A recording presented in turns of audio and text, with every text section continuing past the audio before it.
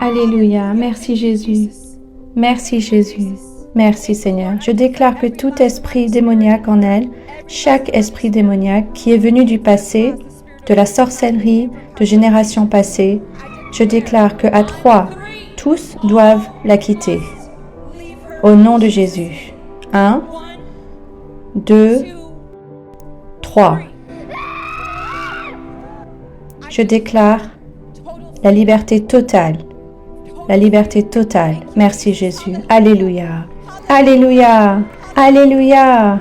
Merci Seigneur. Alléluia. Dieu t'aime, chérie. Dieu t'aime. Il t'a libéré. Alléluia. Alléluia.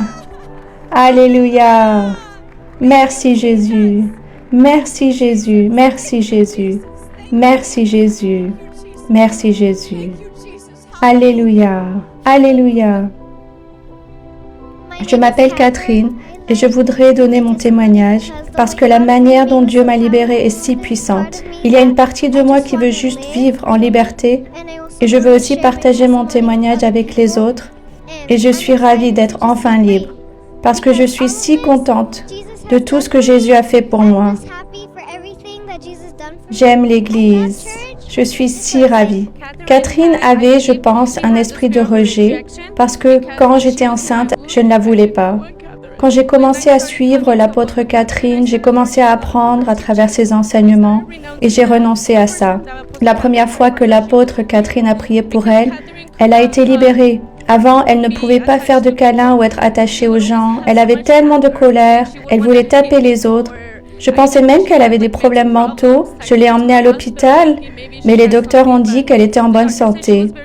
Alors, je savais que c'était quelque chose de spirituel et on a renoncé cet esprit de rejet.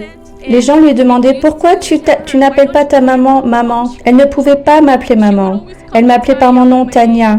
Alors, quand elle a été libérée, elle a pu venir vers moi et m'appeler maman.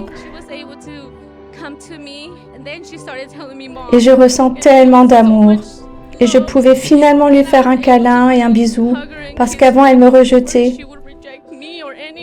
Je fais de mon mieux de demander au Seigneur de le suivre, d'apprendre les enseignements de l'apôtre Catherine. J'apprends tellement et j'aide ma fille à venir vers Jésus et de sentir que je l'aime beaucoup.